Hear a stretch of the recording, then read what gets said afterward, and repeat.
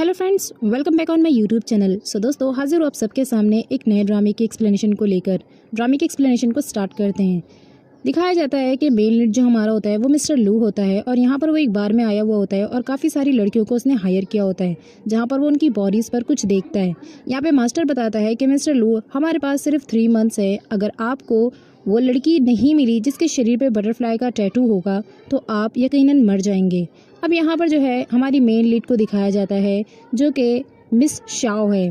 और miss Shao जो है वो एक बहुत ही गरीब लड़की है और यहाँ पर वो मुर्गियों को दाना डाल रही होती है कि तभी अचानक से उसकी एक मुर्गी रोड पर भाग जाती है। वो उसे बचाने के लिए जा रही होती है कि तभी की कार से उसका एक्सीडेंट होने वाला होता है। वो कैसे भी गाड़ी को ब्रेक लगाता है और उसके बाद जो है गाड़ी जाकर एक बड़े पत्थर से टकरा जाती है, जहाँ पर लू का जो है छोटा सा एक्सीडेंट हो जाता है और उसे चक्कर आने वाला होता है। शाओ से जाती है बचाने के लिए, कहती है कि तुम्हें क्या हुआ।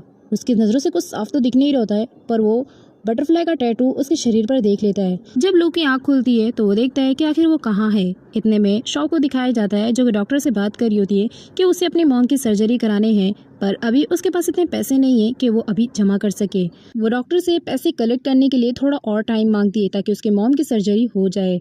अब यहाँ पर डॉक्टर ने उसे टाइम दे दिया था। तभी लू वहाँ से उठता है। शॉ लू के पास जाती है और कहती है कि तुम ठीक तो हो ना। कि तभी लू की नज़र शॉ के बॉडी के उस पार्ट पर जाती है जहाँ पर बटरफ्लाई का टैटू होता है और उसे मास्टर की बात याद आती है कि यही वो लड़की है जो मेरी जान बचा सकती है। और वो डायरेक्ट उसे बिस्तर पर लिटाकर उसके साथ ज़बरदस्ती इंटीमेट होने की कोशिश करता है।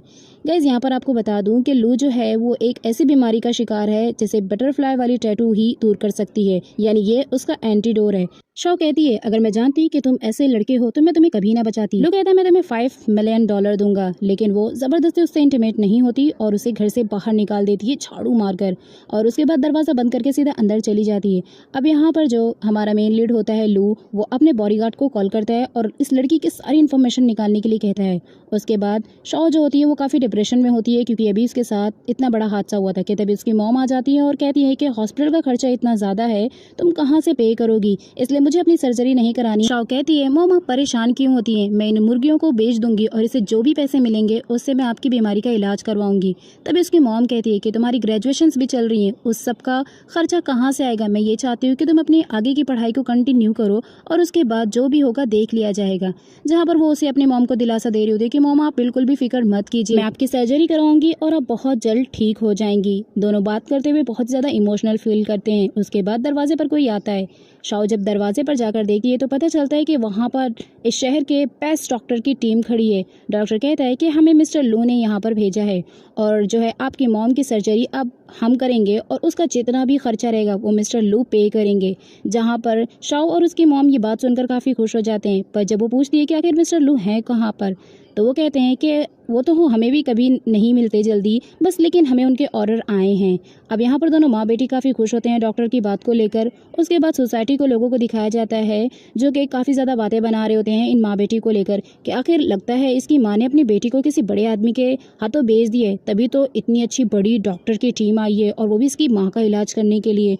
उसके बाद जो है सोसाइटी के लोग बातें कर रहे होते हैं तो उसकी मॉम कहती है शाओ हमें जो है इन लोगों की बातों में नहीं आना है क्योंकि ये तो सोसाइटी के लोग हैं, इनका तो काम ही है बातें करना। हमें मिस्टर लू का शुक्रिया अदा करना चाहिए क्योंकि उन्होंने हमारे लिए इतनी बड़ी हेल्प करने के बारे में सोचा। अब यहाँ पर जो है शाओ काफ़ी ज़्यादा अपसेट हो जाती है सोसाइटी की बातों को सुनकर, पर उसकी मॉम जब उसे बताती हैं तो वो थोड़ा रिलैक्स फील करती है। उसके बाद वो कहती है कि मैं मिस्टर लू से मिलना चाहती हूँ। उसके बाद वो कहते हैं हमें मिस्टर लू का एड्रेस तो नहीं मालूम, बस हमें सिर्फ ऑर्डर ही आया था, अगर आप उनसे मिलना चाहती हैं तो आपको अपॉइंटमेंट लेना पड़ेगा। ये तभी मिस्टर लू की एंट्री हो जाती है और हमारा मेन लीड वहाँ पर आ जाता है। अब यहाँ पर वो लू को देखकर काफ़ी ज़्यादा शॉक्ड हो जाती है कि लू यहाँ पर कैसे है, और उसे समझ आ जाता है कि ये तो वही लड़का है जो मुझे ज़बरदस्ती इंटीमेट होने की कोशिश कर रहा था। लू शाओ के करीब जाता है और उससे कहता है कि ये सब कुछ मैंने प्रिपेयर किया है, वो भी तुम्हारी मॉम के लिए, लेकिन इसके बदले में मैं जो कहूँगा तुम्हें वो मेरी बात माननी पड़ेगी। इनफैक्ट मुझे तुमसे शादी करना है और तुम्हें मुझसे शादी करनी पड़ेगी।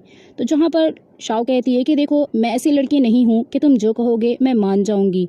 उसके बाद लू कहता है ठीक है, अगर तुम नहीं जानना चाहती तो ये एम्बुलेंस यहाँ से चली जाएगी और उसके बाद तुम्हारी मॉम की सर्जरी भी नहीं होगी। अब अपनी मॉम की खातिर वो लू का हाथ पकड़ लेती है और कहती है कि जैसा तुम कहोगे मैं वैसा मान जाऊँगी, लेकिन प्लीज़ तुम मेरी मॉम की सर्जरी करा दो ताकि वो अपनी ज़िंदगी को जी सकें। और अपनी मॉम के उसमें जो है वो काफ़ी ज़्यादा इमोशनल हो जाती है और लू की बात को मान लेती है। अब यहाँ पर लू भी कहता है ठीक है, इनफैक्ट तुम मुझसे शादी करके खुश ही रहोगी क्योंकि मैं तुम्हें वो सब कुछ दे सकता हूँ जो तुम चाहती हो। अब यहाँ पर शाओ तो काफी अपसेट होती है, लेकिन क्या करे, उसे अपने मॉम के लिए ये कदम उठाना पड़ता है। लू शाओ से कहता है कि हमारी वेडिंग आज ही होगी, जहाँ पर शाओ जो है काफी ज्यादा डिप्रेस हो जाती है और शॉक भी हो जाती है कि वेडिंग आज ही। वो कहता है हाँ, क्यों, तुम्हें अपनी मॉम की जान प्यारी नहीं है क्या? वो कहती नहीं नहीं कोई बात नहीं, और फिर वो वेडिंग के लिए राजी हो जाती है। गाइस यहाँ पे दिखाया जाता है कि उन दोनों की वेडिंग हो चुकी है और उन दोनों का सर्टिफिकेट भी बन चुका है। जैसे ही वो उसे अपने घर में लेकर आता है, सेक्रेटरी उनका वेलकम करती है और उसके बाद जो है वो अंदर जाती है। लू को मास्टर का कॉल आता है, जहाँ मास्टर कहता है कि उस लड़की के साथ तुम्हें अपनी पहली नाइट स्पेंड करना है और उसके बाद वो लड़की मर जाएगी और तुम्हारी बीमारी खत्म हो जाएगी और तुम ठीक हो जाओगे। गाइस यहाँ पर दिखाया जाता है जब वो अपनी फर्स्ट नाइट को स्पेंड करने के लिए जाता है तो शाओ से कहती है कि मुझे थोड़ा और टाइम मिल सकता है क्या, जहाँ पर लू से कहता है कि तुम्हें विश्वास नहीं हो रहा है कि हमारी वेडिंग हो चुकी है, मैं तुम्हारा हस्बैंड हूँ, ये देखो हमारा सर्टिफिकेट वेडिंग का। जहाँ पर अब शाओ करती भी तो क्या, क्योंकि उसने तो अपनी मॉम के लिए ये सब कुछ किया था। वो जो है कहता है कि मैं तुम्हारा हस्बैंड हूँ, मैं तुम्हारे साथ कुछ भी कर सकता हूँ, तो ये हमारी फर्स्ट नाइट है, तो फर्स्ट नाइट पर जो भी किया जाता है तुम उसके लिए रेडी हो जाओ। जहाँ पर वो कहती है कि मैं एक स्टूडेंट हूँ और अभी मैं पूरी तरह से तैयार नहीं हूँ इस चीज़ के लिए, प्लीज़ क्या तुम मुझे थोड़ा सा टाइम दे सकते हो। कि तभी लू डॉक्टर के पास कॉल लगाकर कहता है कि उसके मॉम की सर्जरी को रुकवा दी जाए। जहाँ पर अब शाओ जो है वो वापस से डिप्रेस्ड हो जाती है और वो फर्स्ट नाइट के लिए रेडी हो जाती है, क्योंकि उसे अपनी मॉम की जान प्यारी थी। शाओ को ये सब कुछ बिल्कुल भी अच्छा नहीं लग रहा था, सब कुछ बहुत ही अजीब था उसके लिए, लेकिन लू क्या करता, उसे तो अपनी बीमारी को ठीक करना था। वो सबसे पहले उसे किस करता है और उसके बाद उसके साथ ज़बरदस्ती इंटीमेट होने की कोशिश करता है, पर अचानक शाओ की ज़बरदस्ती की वजह से उसका मूड ऑफ हो जाता है। लेकिन फिर भी वो ज़बरदस्ती उसके साथ नाइट स्पेंड करने की कोशिश करता है, क्योंकि उसे अपनी जान प्यारी थी। और उसके बाद लेकिन शाओ का चेहरा जब वो इस तरह से देखता है कि वो रो रही है, तो वो उसे छोड़कर अचानक चला जाता है और कहता है कि तुमने मेरा पूरा मूड ही ऑफ कर दिया, और उसके बाद वो वहाँ से चला जाता है। शाओ की तो बाल बाल जान बच जाती है। उसके बाद मैड उसके पास आती है और उसे कुछ खाने के लिए देती है। तभी उसके बाद कहती है कि आप यहाँ पर हैं, लेकिन वो तो स्टडी रूम में तो काफ़ी ज़्यादा ठंडा है, उन्हें ठंड ना लग जाए कहीं।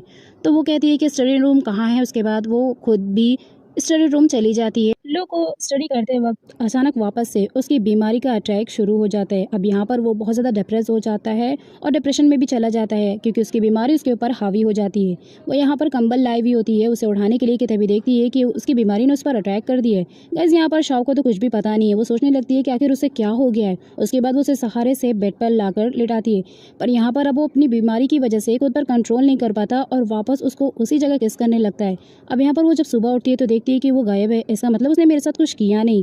अब यहाँ पर वो अपनी मॉम को कॉल करती है और उसकी मॉम उसे बताती है कि बेटा यहाँ पर तो सब कुछ बहुत अच्छा चल रहा है, मेरी सर्जरी भी हो चुकी है, इनफैक्ट मैं बहुत अच्छा फील कर रही हूँ, उन्होंने सब कुछ खर्चा उठा लिया और अब मैं काफ़ी ज़्यादा बेटर फील कर रही हूँ। उसके बाद उसे अपनी मॉम के रिलैक्सेबल बातें सुनकर काफ़ी रिलैक्स होता है और वो सोचती है कि लू इतना भी बेकार नहीं है जितना मैं उसे समझती थी। आखिर वो है कहाँ। वो अपने रूम से जैसे ही बाहर निकलती तो देखती है कि दो बंदे जो है वो काफ़ी ज़्यादा रो रहे हैं और उनके हाथों में लू की फ़ोटो है। अब उसके बाद वो देखकर डर जाती है कि ये लोग ऐसा क्यों शो ऑफ कर रहे हैं कि लू यहाँ नहीं है, वो मर चुका है। कि तभी सेक्रेटरी आती है और उन दोनों को वहाँ से भगा देती है और बताती है कि ये दोनों उसके भाई के भेजे हुए बंदे हैं, ये लोग रोज़ ही आकर ऐसे कोई ना कोई तमाशा करते हैं कि लू मर गया है। और ये भी बताती है कि उसके स्टेप ब्रदर और स्टेप मॉम है जो कि चाहते हैं लू मर जाए ताकि उसकी सारी प्रॉपर्टी हम हड़प लें। अब यहाँ पर शाओ कहती है कि कोई ब्रदर ऐसा किसी के बारे में कैसे सोच सकता है, तो वो बताती है कि वो उसका स्टेप ब्रदर है, शायद इसीलिए। मैट की नज़र उसके बटरफ्लाई के टैटू पर जाती है तो वो उसे सब कुछ बता देती है कि लू को एक ऐसी बीमारी है जो उसके खून में शामिल है और मिस्टर लू ने आपसे इसीलिए शादी की क्योंकि आपकी बॉडी पर बटरफ्लाई का निशान है और आप ही उसका एंटीडोर है। अब यहाँ पर शाओ को समझ में आता है कि आखिर लू ने उससे क्यों शादी की, क्योंकि वो उसका एंटीडोर थी। मैट कहती है कि आपकी वेडिंग का सरप्राइज वो देकर गए हैं, वेडिंग इतनी जल्दी जल्दी में हुई तो उन्होंने गिफ्ट आपको दिया, ये कार है, आप इनमें से किसी भी चीज को लेकर जा सकती हैं। शाओ अपने मन में सोचने लगती है कि ये सब कुछ तो बहुत ही ज्यादा महंगा है और ये सब कुछ उसने मेरे लिए किया, जहाँ पर वो काफी ज्यादा फीलिंग के साथ फील करने लगती है लू के लिए। लू को दिखाया जाता है जो कि मास्टर के पास आया हुआ होता है अपनी सेक्रेटरी के साथ, जहाँ पर मास्टर उससे कहता है कि तुमने उस लड़की के साथ फर्स्ट नाइट स्पेंड किया या नहीं। लू कहता है कि अब तक के नहीं। उसके बाद वो कहता है कि तुम्हें जल्दी कुछ करना पड़ेगा वरना तुम्हारी जान को खतरा है, अब तो इस माला से भी तुम्हारा कुछ हो नहीं रहा है। और उसके बाद वो माला की मोतियों को घुमाने लगता है। यहाँ पर लू अपनी सिक्योरिटी से कहता है कि तुमको फन का इंतजाम करो। उसके बाद शाओ भी उसी मास्टर के पास आई हुई रहती है और वो भी वो सारी वेडिंग के तोहफे लेकर, और उसे कहती है कि ये सब कुछ बहुत महंगा है और ये सब कुछ मैं आपके लिए लाई हूँ, और वो भी सिर्फ इसलिए क्योंकि आपको मेरे हस्बैंड की किसी न किसी तरह लाइफ बचानी है। जहाँ पर वो मास्टर शाओ से कहता है कि तुम ऐसी पहली लड़की हो जिसे मैं देख रहा हूँ कि इतनी सारी चीज़ें और इतनी सारी प्रॉपर्टी है, तुम्हें तो अच्छे से सोचना चाहिए कि अगर लू मर जाता है तो सारी प्रॉपर्टी तुम्हारे नाम हो जाएगी क्योंकि तुम उसकी वाइफ हो। जहाँ पर शाओ कहती है कि मुझे उसकी प्रॉपर्टी से प्यार नहीं बल्कि अपने हस्बैंड से प्यार है और मैं अपने हस्बैंड को बचाने के लिए कुछ भी कर सकती हूँ। मास्टर कहता है तुम्हें उसके साथ नाइट स्पेंड करनी है और यही तुम्हारे पति की जान बचा सकता है। अब यहाँ पर पीछे खड़ा हुआ लू सब कुछ सुन लेता है और वो सोचता है कि ये आज की आई हुई लड़की को आखिर मेरे बारे में इतनी ज्यादा चिंता क्यों हो रही है। शाओ सारे गिफ्ट मास्टर को दे देती है और उसके बाद थैंक यू करके वहाँ से हंसी खुशी जाने लगती है, लेकिन लू उसके बारे में सोचने पर मजबूर हो जाता है। उसके कॉलेज की तरफ से मैसेज आता है कि जो है एनुअल पार्टी हो रही है और उसे इनवाइट किया गया है, जहाँ पर अब उसका जाने का बहुत ही मन होता है। अब यहाँ पर वो लू का फेस देखती है और सोचती है कि आखिर वो कैसे कहे इस डेंजरस इंसान से कि उसे पार्टी में जाना है। वो कहती है क्या तुम्हारे पास टाइम है? लू कहता है कि तुम्हें कुछ काम है क्या? अगर है तो बताओ मुझे। उसके बाद तभी सिक्योरिटी कहता है कि इनके पास टाइम नहीं है, इन्हें इंपॉर्टेंट मीटिंग में जानी है जहाँ पर क्लाइंट्स इनका वेट कर रहे हैं। शाओ का तो बड़ा ही मन होता है इस पार्टी में जाने के लिए, लेकिन जब वो सोचती है कि ये बिजी है तो इसे पार्टी के बारे में बात करना ही बेकार है क्योंकि इसके पास तो टाइम ही नहीं है मेरे लिए। और उसके बाद जो है यहाँ पर वो अपना मुंह बनाकर चली जाती है। शाओ के जाने के बाद सिक्योरिटी उसे बताता है कि मैडम ने आपसे नहीं कहा कि उनकी ग्रेजुएशन पार्टी चल रही है, बट वो जाना चाहती हैं जहाँ पर अब वो इसलिए आपसे बात नहीं कर रही हैं क्योंकि आप जो है बिजी हैं। जहाँ पर लू कहता है कि मेरी जितनी भी मीटिंग्स हैं वो सब कुछ कैंसिल कर दो क्योंकि मैं उसके साथ पार्टी में जाना चाहूँगा और वैसे भी वो बहुत जल्दी मरने वाली है, इसलिए मुझे उसकी ख्वाहिश पूरी करनी है। और यहाँ पर वो जाने के लिए तैयार हो जाता है। शाओ जैसे ही पार्टी के लिए अपने कॉलेज पहुँचती है तो वो देखती है कि कॉलेज के बाहर ही उसके क्लासमेट खड़े हैं। अब यहाँ पर वो सारे लोग देखकर उसकी बहुत ज़्यादा इंसल्ट कर रहे होते हैं कि ये तुमने कौन सा ड्रेस पहन लिया है। इनफैक्ट क्या तुम्हें नहीं पता है कि आज कितने सारे इंपॉर्टेंट लोग आने वाले हैं। और यहाँ पर वो टीचर से भी उसकी शिकायत कर देते हैं कि इसने जो ड्रेस पहना है उससे हमारी इंसल्ट होगी। जहाँ पर टीचर भी उसे कहती है कि तुमने ये कैसा ड्रेस पहना है, क्या तुम्हारे पास कोई अच्छा ड्रेस नहीं है। और सारे लोग और सारी फ्रेंड्स उसके इंसल्ट करने लगते हैं। अब यहाँ पर जो है उसे इस पार्टी से आउट होने के लिए कहते हैं और उसे धक्का दे देते हैं। अब शाओ जो है वो गिर जाती है और काफ़ी ज़्यादा अपसेट होती है और रोने लगती है कि इतने में ही जो है लू वहाँ पर पहुँच जाता है और वो कहता है कि तुम्हें किसने यहाँ इस तरह से नीचे गिराया। वो कुछ भी नहीं बताती है तो लू से कहता है कि तुम स्टूपिड हो क्या, तुम फाइट नहीं कर सकती। लू उसे बड़े ही प्यार से अपनी गोद में उठा लेता है, जहाँ पर शाओ देखती है कि लू ने उसके लिए पूरी ब्यूटी पार्लर का इंतजाम यहीं पर कर दिया है। उसके बाद वो उसे ब्यूटी पार्लर में लेकर जाता है और कहता है कि तुम्हें कोई बुली नहीं कर सकता मेरे अलावा। उसके बाद वो उसका एक अच्छा सा मेकअप कराता है। मेकअप कराने के बाद उसकी ड्रेस को भी चेंज कर देता है। अब यहाँ पर जो है शाओ खूब ज़्यादा अच्छे से रेडी होकर अपनी ग्रेजुएशन पार्टी में पहुँचती है, जहाँ पर सारे लोग देखकर दंग हो जाते हैं कि आखिर ये इतनी प्रिटी गर्ल कौन है जो हमारे क्लास में नहीं थी। अब यहाँ पर जब लोग देखते हैं कि वो शाओ है तो सबका मुंह ही बन जाता है कि आखिर देखो ये कितनी प्रिटी लग रही है। उसके बाद यहाँ पर सारे लोग समझ जाते हैं कि लू का इससे कोई ना कोई कनेक्शन ज़रूर है। आखिर ऐसा क्या है जो लू ने इसे इतना अच्छा और प्रिटी मेकअप करवाया और इतना महंगा ड्रेस किया। अब यहाँ पर सारे लोग उसे डांस के लिए इन्वाइट करते हैं। वो डांस कर रही होती है, लेकिन तभी सामने वाला बंदा उसे गलत तरीके से टच कर रहा होता है, जहाँ पर लू को देखकर गुस्सा आ जाता है। और उसके बाद लू जो है अपना डांस पार्टनर चेंज करके शाओ को अपनी तरफ कर लेता है। अब यहाँ पर शाओ जब लू को देखती है तो इन दोनों में काफ़ी ज़्यादा रोमांस होने लगता है और दोनों ही एक दूसरे को देखने लगते हैं कि तभी जो है लू को वापस अटैक पड़ जाता है और वो अपनी बीमारी की वीकनेस से मजबूर हो जाता है, जहाँ शाओ से चिल्लाती है कि तुम्हें क्या हुआ। लू वहाँ से निकलकर सीधा मास्टर के पास जाता है। मास्टर उसे बताता है कि तुम्हारा ब्लड पॉइजन इतना ज़्यादा बढ़ गया है कि अब तुम सिर्फ 3 दिनों के मेहमान हो, जहाँ पर मेड लू और मास्टर की सारी बातें सुन लेती है। मास्टर उससे कहता है कि तुम्हारे पास सिर्फ 3 दिनों का टाइम है। अब मेड जो है वहाँ से सुनकर सारी बातें चली जाती है। मास्टर कहता है कि तुम बिलियंस के मालिक हो, तुम्हारी लाइफ इंपॉर्टेंट है, ना कि उस लड़की जो स्टूडेंट है मामूली सी। अब यहाँ पर जो शाओ होती है वो काफ़ी ज़्यादा टेंशन में आ रही होती है कि आखिर उन लोगों के बीच क्या बातें होती है, लेकिन तभी वहाँ पर मेड आ जाती है और मेड सारी बातें बता देती है कि उसके पास टाइम नहीं है। अब यहाँ पर शाओ जल्दी जल्दी घबरा कर लू के पास जाती है और उससे कहती है कि तुम मेरे साथ क्यों नहीं इंटीमेट हो जाते, क्यों नहीं तुम नाइट स्पेंड कर लेते ताकि तुम्हारी लाइफ बच जाए। अब यहाँ पर जो लू होता है वो कहता है कि मुझे तुमसे कोई बात नहीं करनी, जस्ट गेट आउट। और वहाँ से वो उसे धक्का दे देता है और कहता है इस वक्त मुझे तुम्हारी कोई ज़रूरत नहीं है और तुम मेरी बात मानो और मेरे करीब भी मत आना। अब यहाँ पर वो उसे इतनी बात कहकर चला जाता है। उसके बाद वो वापस मेट के पास जाती है और कहती है कि उसने तो मुझे टच भी नहीं किया, इनफैक्ट वो मेरी कोई बात भी नहीं सुनना चाहता है और उसने मुझे अपने रूम से भी निकाल दिया। जहाँ पर मेट कहती है कि अब हम क्या ही कर सकते हैं। लू को दिखाया जाता है जो कि सोच रहा होता है कि उसे अपनी लाइफ बचाना तो है, लेकिन शाओ की जिंदगी को खतरे में डाले बगैर कि उसे तब तक फिर से वापस पॉइजन का अटैक पड़ जाता है और वो अपने आप को कंट्रोल नहीं कर पाता।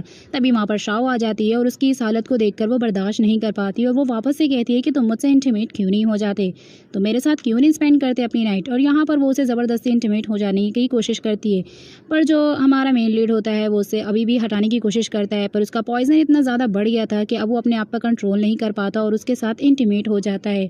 अब यहाँ पर वो लोग अपनी फर्स्ट नाइट को जो है स्पेंड कर लेते हैं। लू को जब होश आता है वो फ़ौरन ही उस कमरे से बाहर निकल कर चला जाता है। उसके बाद वो सोचता है कि आखिर उसने क्या किया। वो सिक्योरिटी को कॉल करता है कि उसे मास्टर के पास जाना है। वो मास्टर के पास पहुंच जाता है और वहां पर वो जाकर सारी बात बता देता है कि उसने उसके साथ नाइट स्पेंड कर ली, क्या अब वो नहीं बचेगी।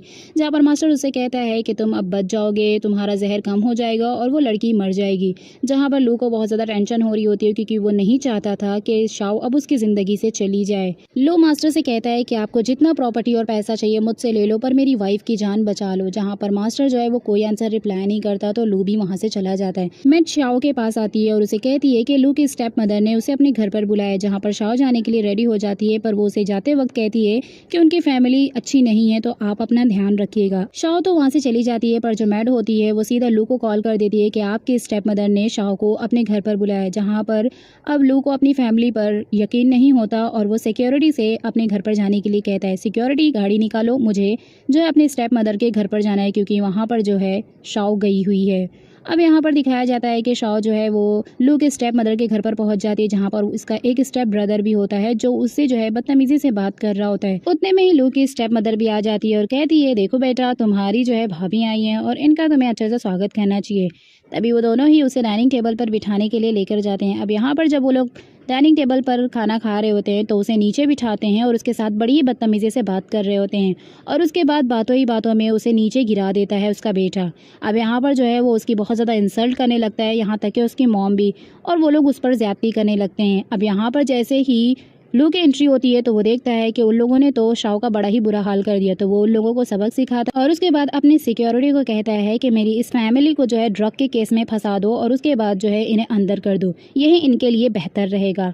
अब यहाँ पर जो है उसकी मॉम गुस्से से चिल्ला रही थी कि तुम कल की आई हुई लड़की की वजह से अपनी मॉम के साथ ऐसा करोगे, और जो है सिक्योरिटी अपने काम पर लग जाता है। उसके बाद वो शाओ को लेकर वहाँ से जाने वाला होता है कि तभी उसकी मॉम चिल्ला रही होती है कि तुम ऐसा मत करो, तुम ऐसा नहीं कर सकते, कि तभी वहाँ पर उसकी ग्रैंड मदर आ जाती हैं। गाइस आपको बता दूं कि ग्रैंड मदर अच्छी हैं, जो कि कहती है कि शाओ को घर ले जाओ क्योंकि उसे रेस्ट की ज़रूरत है। अब यहाँ पर जो लू होता है वो अपनी ग्रैंड मदर की बात मान लेता है और वो उसे गोद में उठा लेता है। गाइस इन दोनों के बीच में अब रोमांस भी शुरू होता है। नेक्स्ट डे दिखाया जाता है कि जो शाओ होती है वो मेडिकल पर ड्रग लेने के लिए जाती है और वो लिपस्टिक के थ्रू ड्रग लेती है। अब यहाँ पर वो जब ड्रग लिपस्टिक के थ्रू ले लेती है तो सीधा घर पर पहुँचती है, जहाँ पर दिखाया जाता है कि लू को जो है वापस से अटैक आ रहे हैं पॉइजन के और उसकी तबीयत ठीक नहीं है। लू की ऐसी हालत देखकर अब शाओ बहुत ज़्यादा डिप्रेस्ड हो जाती है और उसको समझ में आ जाता है कि उसे अब क्या करना है। वो डायरेक्ट जाकर लू को किस कर लेती है। लू उससे कहता है कि तुम मुझसे दूर रहो और वो उसे हटा देता है। वो वापस से अपनी लिप पर ड्रग वाली लिपस्टिक को अप्लाई करती है और उसके करीब जैसे ही जाती है तो लू उससे कहता है कि तुमसे तो ड्रग की स्मेल आ रही है, क्या तुमने ड्रग लिया है? वो कहती है कि हाँ, इस लिपस्टिक में ड्रग है और वो जो है वापस से उसके साथ इंटीमेट होने की कोशिश करने लगती है। अब यहाँ पर लू भी कंट्रोल नहीं कर पाता और उससे इंटीमेट हो जाता है और उसके बाद वो सपना देखता है कि शाओ मर चुकी है और वो उससे हेल्प मांग रही है कि तभी उसकी आंख झटके से खुल जाती है। वो कमरे से बाहर निकलता है और फौरन अपने सिक्योरिटी को कॉल करता है कि शाओ कहाँ है। सिक्योरिटी उसे बताता है कि वो यूनिवर्सिटी गई है और वो बिल्कुल ठीक है। जहाँ पर अब उसे थोड़ा रिलैक्स होता है, लेकिन फिर भी वो उसे कहता है कि गाड़ी निकालो, मुझे उससे मिलने के लिए जाना है। अब यहाँ पर वो उससे मिलने के लिए कार से जा ही रहा होता है, लेकिन उसके दिल में डर होता है कि वो उसके साथ इंटीमेट हो चुकी है कि उसे कहीं कुछ हो ना जाए। उसके बाद यहाँ पर दिखाया जाता है कि शाओ जो होती है उसके मुंह से खून आ रहा होता है और वो भी काफ़ी ज़्यादा डरी हुई थी, लेकिन वो सोचती है कि वो पहले डिप्लोमा की डिग्री लेगी और उसके बाद जो हॉस्पिटल जाएगी। कि तभी उसकी फ्रेंड्स आ जाती हैं जो कि उसे इंसल्ट करने लगती हैं। वो लोग उससे कहती हैं कि इतने अगली फेस के साथ आखिर तुमने एक बिलियनर बॉय को कैसे फंसा लिया, और वैसे भी तुम्हारी वजह से हमारे कॉलेज का नाम खराब हो रहा है क्योंकि तुम एक बहुत ही गंदी लड़की हो। शाओ देखती है कि कॉलेज के बुलेटिन बोर्ड पर उसकी और लू की फोटो लगी हुई थी। वो जल्दी से गुस्से में वो सारी फोटोज को निकालती है और लेकर वॉशरूम पे चली जाती है और वहाँ पर उन फोटोज को फाड़कर वो सीधा डस्टबिन में डाल देती है। इतने में वहाँ पर यूनिवर्सिटी की कुछ गर्ल्स आ जाती हैं जो कि शाओ को देखकर कहती है कि ये तो वही लड़की है ना जो पार्टी में उस बिलियनर बॉय के साथ आई थी। और वो शाओ से कहती है कि तुम्हारी वजह से उस दिन उस लड़के ने मेरे साथ डांस करना पसंद नहीं किया था और उसने जो है मुझे अपना पार्टनर चेंज करके तुम्हारे साथ डांस किया था, और आज मुझे अच्छा खासा मौका मिला है तुमसे बदला लेने का क्योंकि उस दिन मेरी बहुत ही इंसल्ट हुई थी। लो यूनिवर्सिटी पहुंच जाता है और अपने बॉडीगार्ड से उसे ढूंढने के लिए कहता है। यहाँ पर शाओ को वो लोग बहुत ज़्यादा धक्का दे रहे होते हैं जिससे शाओ नीचे गिर जाती है कि इतने में लो पहुंच जाता है और उसकी ऐसी हालत को देखकर वो कहता है आखिर इसे किसने धक्का दिया। सारे लोग कहते हैं कि हमने कुछ भी नहीं किया, ये तो अपने से फिसल कर नीचे गिर गई है। लो से इंटीमेट होने की वजह से शाओ की कंडीशन खराब होती जा रही थी। वो सीधा उसे घर लेकर पहुंचता है और उसके बाद मास्टर से कहता है कि आखिर वो वो कैसे बच सकती है। मास्टर उसे कहता है कि तुम्हें ब्लड देना होगा, लेकिन ये तुम्हारे लिए बहुत ज़्यादा पेनफुल होगा। वो मान जाता है और ब्लड देने के लिए तैयार हो जाता है, क्योंकि शाओ की तबीयत जो है वो बहुत ज़्यादा ख़राब थी। अब वो रेडी हो जाता है। कुछ देर बाद जो है शाओ को होश आता है। शाओ बिल्कुल ठीक होती है। वो उससे कहता है कि तुम ठीक तो हो ना। आगे दिखाया जाता है कि वो दोनों एक दूसरे से अब नज़दीक आ रहे होते हैं और उन दोनों के बीच में सब कुछ ठीक हो रहा होता है और वो लोग आपस में एक दूसरे के साथ इंटीमेट हो जाते हैं। उसके बाद दिखाया जाता है कि जब वो उससे इंटीमेट हो रहा होता है तो उसके हाथ में उस मास्टर की दी हुई एक लॉकेट होता है, जिसको शाओ देख लेती है। नेक्स्ट सीन में दिखाया जाता है कि शाओ की तबीयत कुछ ठीक नहीं होती है, तो ग्रैंड माँ उसके घर आई होती हैं और वो भी बेस्ट डॉक्टर की टीम के साथ, जहाँ पर जो है वो उससे कहती हैं कि तुम अपना चेकअप इन डॉक्टर से करा लो, ताकि अगर तुम्हें कोई भी प्रॉब्लम हुई तो प्रॉब्लम का पता चल जाएगा और सोल्यूशन हो जाएगा। अब यहाँ पर वो खुश होती है कि चलो ग्रैंड माँ तो उसका साथ दे रही हैं। साथ ही वो लो को भी कहती हैं कि तुम इसका खास ख्याल रखो, क्योंकि इसकी तबीयत मुझे कुछ ठीक नहीं लगती, और आज तो भी इवन कोई मीटिंग करने भी मत जाओ, शाओ का ध्यान रखो। जहाँ पर वो उनकी बात मान जाता है और नेक्स्ट सीन में दिखाया जाता है कि अब वो उसका ध्यान भी रख रहा है। इनफैक्ट वो उससे काफ़ी अच्छे तरह से बिहेव भी करता है और इन दोनों के बीच हमें यहाँ पर क्यूट सा मोमेंट देखने को मिलता है, क्योंकि जो है लू वो शाओ के करीब आ रहा होता है। अब अगले सीन में दिखाया जाता है जहाँ पर सारे लोग बैठकर बातें कर रहे होते हैं कि तभी अचानक वापस से शाओ की तबीयत खराब हो जाती है और उसे वोमिटिंग जैसा फील होता है। शाओ जब ग्रैंडमा को बताती है कि उसे वोमिटिंग जैसा फील हो रहा है तो ग्रैंडमा यहाँ पर खुश हो जाती हैं और वो कहती हैं कि ये तो खुशी की बात है, क्योंकि मुझे ऐसा लगता है कि तुम प्रेग्नेंट हो। अब यहाँ पर जो है प्रेगनेंसी की बात को सुनकर लू भी कहीं ना कहीं खुश हो जाता है, क्योंकि उसे जो है शाओ से प्यार था।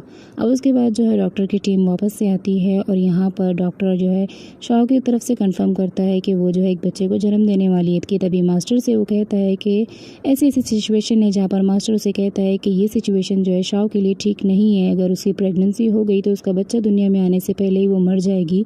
जहाँ पर लू नहीं चाहता था कि शाओ उसे छोड़कर चली जाए। शाओ की जब आँख खुलती है तो लू उससे कहता है कि देखो तुम इस बच्चे को अबॉर्ट कर दो, क्योंकि मैं इस बच्चे का बाप नहीं बनना चाहता हूँ। जहाँ पर शाओ काफ़ी ज़्यादा अपसेट हो जाती है कि तुम पहले तो जब इस न्यूज़ को सुन रहे थे तो तुम बहुत ज़्यादा खुश लग रहे थे, इवन मैंने तुम्हारे फेस पर खुशी भी देखी थी, और तुम इस तरह की बातें कर रहे हो।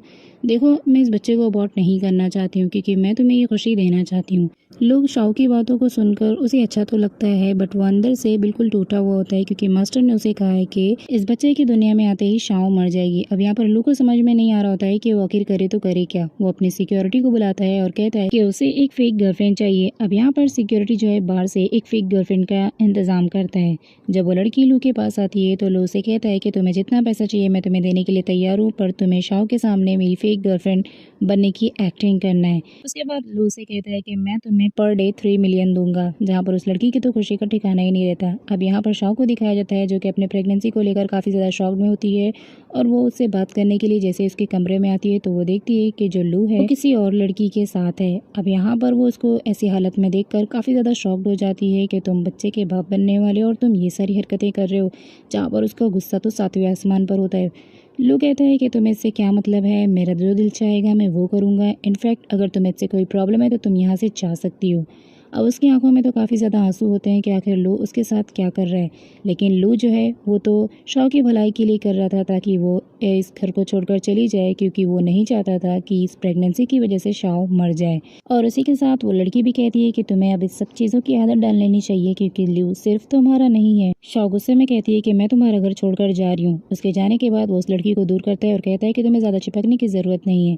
जब वो कमरे में आता है तो देखता है कि शाओ जो है अपनी पैकिंग कर रही होती है और वो कहती है कि वो इस घर को छोड़कर जा रही है। वो इस घर को छोड़कर जाना पसंद करेगी, पर इस बच्चे को अबॉर्ट करना पसंद नहीं करेगी। जहाँ पर लू से कहता है कि मैं तुम्हें वापस से एक बार समझा रहा हूँ, मेरी बात मान जाओ, इस बच्चे को अबॉर्ट कर लो और यहीं पर रह जाओ। पर जो शाओ होती है वो गुस्से में लू को एक थप्पड़ मार देती है और उसके बाद कहती है कि आखिर तुम इस बच्चे को अबॉर्ट करना क्यों चाहते हो? क्या तुम मुझे इसका कोई रीज़न बता सकते हो? क्या तुम मुझे चीट कर रहे हो? लू कहता है कि मैं तुमसे ज़्यादा बातें नहीं करना चाहता हूँ, लेकिन इसके बाद भी अगर तुम यहाँ से जाना चाहती हो तो जा सकती हो, लेकिन डाइवोर्स मैं तुमसे लूँगा। अब यहाँ पर शाओ भी रेडी हो जाती है डाइवोर्स के लिए और वो कहती है ठीक है मैं तुम्हें डाइवोर्स देकर ही यहाँ से जाऊँगी। वो डाइवोर्स के बाद वहाँ से चली जाती है। गाइस यहाँ पर दिखाया जाता है कि कहानी में ये दोनों ही अलग हो चुके हैं, लेकिन जो लू ने किया वो सिर्फ और सिर्फ शाओ की जान बचाने के लिए। शाओ के जाने के बाद लू को उसकी फिक्र होती है। लू को समझ आ जाता है कि उसे करना क्या है। वो अपनी सिक्योरिटी को कॉल करता है और शाओ पर 24 आवर्स नजर रखने के लिए कहता है, और कहता है कि वो तुम्हारी नजरों से दूर नहीं होनी चाहिए, जो भी अपडेट होगी मुझे दो। 9 महीने के बाद का सीन दिखाया जाता है जहाँ पर जो शाओ होती है वो अपने जीने के लिए जो है कुछ चीजें बेचकर अपना गुजारा कर रही होती है कि तभी लू वहाँ पर आ जाता है और कहता है कि तुम ये सब करना छोड़ दो। इनफैक्ट इस बच्चे को अबॉर्ट कर दो। पर जो शाह होती है वो लू की बात को आज भी नहीं मानती और कहती है कि तुम यहाँ से चले जाओ। अब जो लू होता है वो वहाँ से उसकी सारी चीज़ों को हटवा देता है, कहकर ताकि ये जो है यहाँ पर कुछ भी बेच ना सके और मजबूरन इस बच्चे को अबॉर्ट कर दे। पर जो शाह होती है वो गुस्से में आकर वहाँ से चली तो जाती है, क्योंकि वहाँ का जो गार्ड होता है वो शाह को उस जगह से जाने के लिए कह देता है और ये सब कुछ जो है लू के कहने पर होता है। अब शाह को तो लू के ऊपर और ही ज़्यादा गुस्सा आ रहा होता है, क्योंकि उसने उसकी ज़िंदगी में इंटरफेयर करके उसे परेशान कर रखा है। अगले सीन में दिखाया जाता है कि शाह ने अब वहाँ से जगह को चेंज करके दूसरी जगह पर वेजिटेबल्स बेचने का काम शुरू किया है, जहाँ पर वापस से एक गार्ड आता है और कहता है कि तुम लोग यहाँ पर ये काम नहीं कर सकते। और उसकी मॉम भी अब काफ़ी ज़्यादा परेशान हो जाती है शाह के लिए कि आखिर हम अब कैसे जिएंगे। कि तभी वो लू की कार सामने देख लेती है और वो समझ जाती है कि ये सब कुछ किसी और का काम नहीं बल्कि लू का काम है। लू जब घर पहुँचता है तो मेर उसके लिए खाना लगाती है, पर वो खाना नहीं खाता क्योंकि उसे शाह की बहुत फिक्र हो रही थी कि आखिर शाह अब करेगी तो क्या करेगी। और यहाँ पर उसके बारे में फिक्रमंद हो रहा होता है कि तभी उसके पास सिक्योरिटी भागता हुआ आता है और कहता है कि शाह अब इस दुनिया में नहीं है क्योंकि वो मर चुकी है। सिक्योरिटी की बात सुनकर तो लू के पैरों से जैसे ज़मीन ही खिसक जाती है। वो दौड़ता हुआ शाह के घर पर पहुंचता है, जहाँ पर उसकी मॉम उसके फोटो के आगे रो रही होती है। अब यहाँ पर लू को बहुत ज़्यादा पछतावा हो रहा होता है कि उसने शाह के साथ जो किया वो गलत किया, बट वो करता भी तो क्या, आखिर शाह की जान उसे बचानी थी। वो कहता है कल तक का तो सब कुछ ठीक था, तो आज क्या हो गया। सिक्योरिटी उसे बताता है कि उसने बहुत ज़्यादा ओवर वर्क किया और उसी के लोड की वजह से उसकी जान चली गई। इतने में शाह की मॉम गुस्से से लू से कहती है कि ये सब कुछ तुम्हारी वजह से हुआ, इसलिए तुम मेरे घर से निकल जाओ, मैं तुम्हारी शक्ल भी देखना पसंद नहीं करती। अब यहाँ से जो है लू निकल जाता है और शाह के मरने के बाद आफ्टर 9 साल का जो है गैप दिखाया जाता है, जहाँ पर लू अपनी कार से एक 9 साल की बच्ची को देख रहा होता है और सोचता है कि अगर आज शाह जिंदा होती तो उसकी बेटी भी कुछ इतनी ही बड़ी होती। उसके बाद वो कहता है कि उसे मास्टर के पास जाना है, इसलिए वो मास्टर के पास जाता है। अब यहाँ पे दिखाया जाता है जो मास्टर होता है वो कहता है कि तुम्हारी बीमारी तो पूरी तरह से ख़त्म हो चुकी है और अब तुम नहीं मरोगे। इनफैक्ट तुम्हारा जो पॉइजन था वो पूरी तरह से ख़त्म हो चुका है और ये सब कुछ सिर्फ उस लड़की की वजह से हुआ है। अब यहाँ पर जो लू होता है वो शाह को काफ़ी ज़्यादा मिस कर रहा होता है कि तभी उसे वापस से वही बच्ची जाते हुए दिख जाती है। वो बच्चे को बुलाता है और उसे काफ़ी ज़्यादा बात भी करता है, तभी उसकी शक्ल देखकर उसे शाह याद आ जाती है। शाह की बच्ची कुछ सामान बेच रही होती है, तो बदले में लू उसे खरीद कर उसे पैसे दे देता है और वो उसे डैड बुलाकर वहाँ से चली जाती है। लू सोच ही रहा होता है कि आखिर उस बच्ची ने उसे डैड क्यों बुलाया और वो अपने काम पर भी अब ध्यान नहीं दे पाता है कि तभी उसकी बेटी को दिखाया जाता है। पीछे से शाह आती है और वो कहती है लिली तुम ठीक तो होना, और तुम्हें इतने सारे पैसे कहाँ से मिले। वो कहती है कि मुझे डैड ने दिए हैं। अब वो उसकी बात को सुनकर हैरान हो जाती है और जब पीछे पलट कर देखती है तो वो लू को कार में देख लेती है, जिसकी वजह से वो अपने बच्चे को लेकर वहाँ से भाग जाती है। लू जो है वो उसे कार से निकल कर ढूंढता है और फाइनली वो उसे देख लेता है। उसके बाद वो अपनी सिक्योरिटी से कहता है कि इसका मतलब शाह मरी नहीं थी, उसने मुझे बेवकूफ़ बनाया था, तुम उस बच्ची और शाह को ढूंढो। उसके बाद वो ग्रैंडमा का कॉल आता है और ग्रैंडमा से कहती है कि तुम 35 ईयर्स ओल्ड के हो चुके हो, इनफैक्ट तुम्हें अब दूसरी शादी कर लेनी चाहिए। और ग्रैंडमा जो है वो उसे शादी के लिए प्रेशराइज करती है, जहाँ पर लू कहता है कि उसे कोई शादी नहीं करनी है और अब आप उसे शादी के लिए फोर्स ना करें। लू सिक्योरिटी से कहता है कि तुम उस बच्ची को ढूंढने में पूरी जान लगा दो। अब सिक्योरिटी अपने काम पर लग जाता है और जैसे ही उसे लिली दिखती है वो फौरन लू को कॉल कर देता है। एक अननोन पर्सन जो है वो लिली को किडनैप करने वाला होता है कि तभी लू अपने सिक्योरिटी के साथ वहाँ पर पहुँच जाता है। अब यहाँ पर वो अननोन पर्सन जैसे ही लिली को अपनी कार में बिठाता है कि तभी वहाँ पर लू जाता है और कहता है कि मेरी बेटी को छोड़ दो। वो कहता है कि मुझे नहीं लगता कि ये तुम्हारी बेटी है, और वो दोनों एक दूसरे से फाइट करने लगते हैं। लू उसके साथ फाइट करने के बाद उसे अपनी सिक्योरिटी के हवाले कर देता है और कहता है कि इसे पुलिस में दे दो। लू उससे पूछता है कि तुम ठीक तो हो ना, तो वो कहती है यस डैड मैं ठीक हूँ। अब जैसे ही लिली उसको डैड बुलाती है तो उसको सुनकर काफी अच्छा लगता है और वो सोचता है कि काश आज मेरा भी बच्चा होता तो वो मुझे डैड बुलाता है, जहाँ पर ये दोनों ही एक दूसरे के अच्छे फ्रेंड बन जाते हैं। शाह को दिखाया जाता है जहाँ पर लिली उससे कहती है कि आज मैंने अपने फादर को देखा। लिली कहती है कि वो मेरे फादर ही थे ना मिस्टर लू। अब यहाँ पर जो है वो जैसे उसकी बात सुनती है कि तभी उसकी तबीयत अचानक ख़राब हो जाती है और उसके मुंह से जो है वापस ब्लड आने लगता है और उसकी तबीयत काफ़ी ज़्यादा ख़राब हो जाती है। लिली कह रही है कि मैं अपने फादर का पता लगाऊंगी क्योंकि वो बहुत रिच हैं और वो मेरी मम्मा को बचा सकते हैं।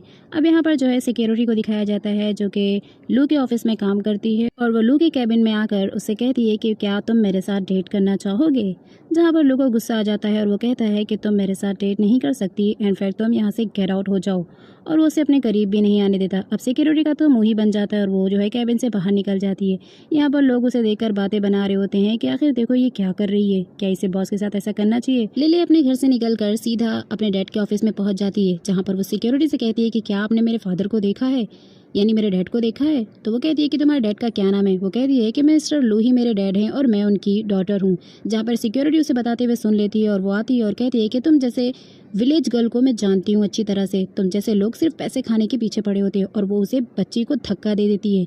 अब यहाँ पर जैसे उसे धक्का लगता है वो नीचे गिर जाती है कि तभी वहाँ से जो है लू की एंट्री हो जाती है। लू आता है और वो बच्ची को देखकर उसे उठा लेता है। वो डैड कर कर अपने पापा के पास चली जाती है और यहाँ पर वो सिक्योरिटी को डांट लगाता है कि तुम्हें छोटे बच्चों से बात करने की तमीज़ नहीं है, और अगर तुमने नेक्स्ट टाइम ऐसा कुछ भी किया तो मैं तुम्हें इस कंपनी से फायर कर दूंगा। और वो जो है बच्चे को लेकर वहाँ से चला जाता है और अपनी सिक्योरिटी को कहकर जाता है कि वो इस पर नज़र रखे। अब यहाँ पर वो दोनों ही एक दूसरे से काफ़ी अच्छे से बात करते हैं। नेक्स्ट सीन में दिखाया जाता है जहाँ पर शाओ की तबीयत अब धीरे धीरे और ज़्यादा ख़राब हो रही थी क्योंकि उसका ब्लड में पॉइजन बढ़ता जा रहा था और उसके पास टाइम भी बहुत कम था।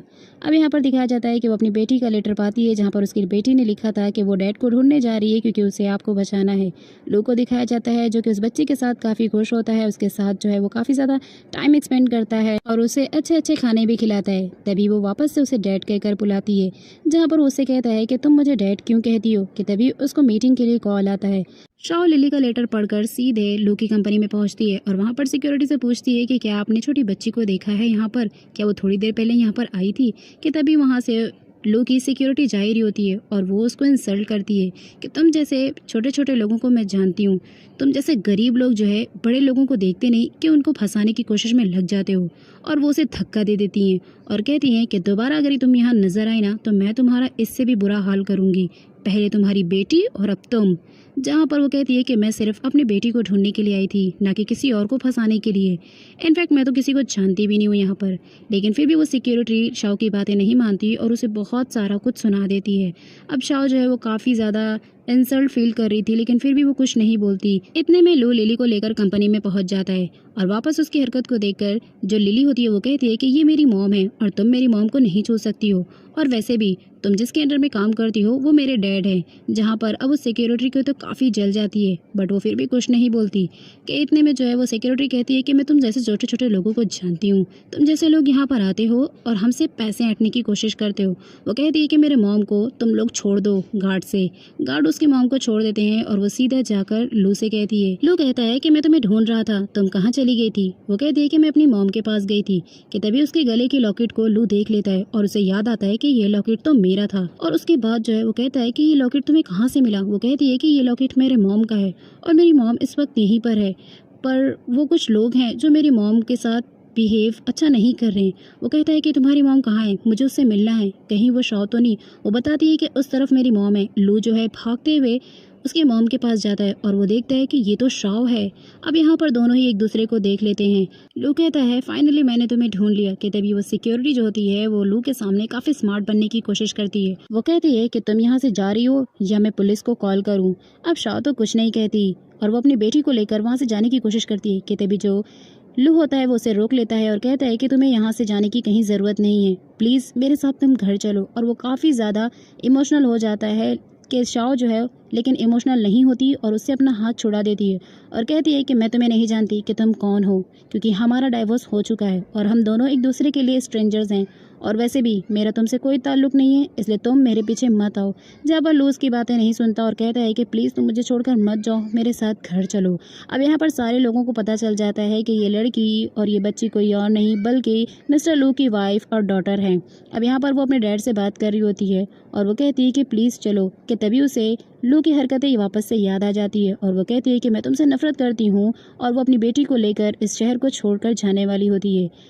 लू से मनाने के लिए वापस से आता है पर वो नहीं मानती। वो कहती है कि मैं तुमसे कोई ताल्लुक़ रखना नहीं चाहती हूँ, इनफैक्ट तुम अपनी चीज़ों को यहाँ से लो और अपने गार्ड्स को लो और अपनी ये सारी प्रॉपर्टी लो और यहाँ से निकल जाओ, क्योंकि मैं तुम्हारे झांसे में नहीं आने वाली हूँ, क्योंकि तुमने मेरे साथ बहुत गलत किया। अब यहाँ पर उसका सिक्योरिटी और वो सब सारे लोग मिलकर उसे समझाने लगते हैं कि प्लीज़ तुम मिस्टर लू के साथ वापस घर चलो, तुम्हारे बगैर घर में बिल्कुल भी अच्छा नहीं लगता। लू भी उससे माफ़ी मांगता है कि प्लीज़ तुम चलो ना, मैं तुम्हारे साथ कोई गलत काम नहीं करूँगा।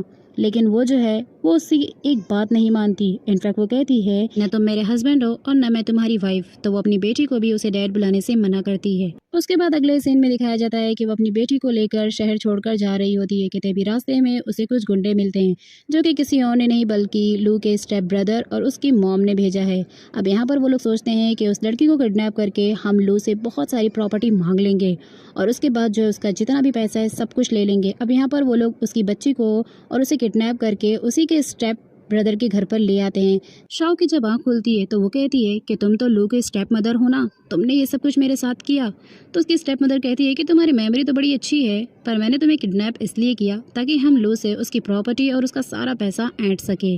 अब यहाँ पर वो लू को कॉल करके बोलती है कि मैं तुम्हारी बीवी को यहाँ पर लाई हूँ किडनैप करके, और अगर तुम चाहते हो कि तुम्हारी बीवी और बेटी दोनों सलामत रहें तो सारी प्रॉपर्टी मुझे ट्रांसफर कर दो। लू का स्टेप ब्रदर जो होता है वो शाओ और लिली को टॉर्चर कर रहा होता है कि तभी जो लू होता है वो प्रॉपर्टी के पेपर के साथ वहाँ पहुँच जाता है और वो कहता है कि मैंने तुम्हारे बोलने पर प्रॉपर्टी के पेपर्स रेडी कर दिए और तुम्हारे नाम पे ट्रांसफ़र भी कर दिए हैं, इसलिए तुम ये पेपर ले लो और मेरी वाइफ को और मेरी डॉटर को सही सलामत छोड़ दो।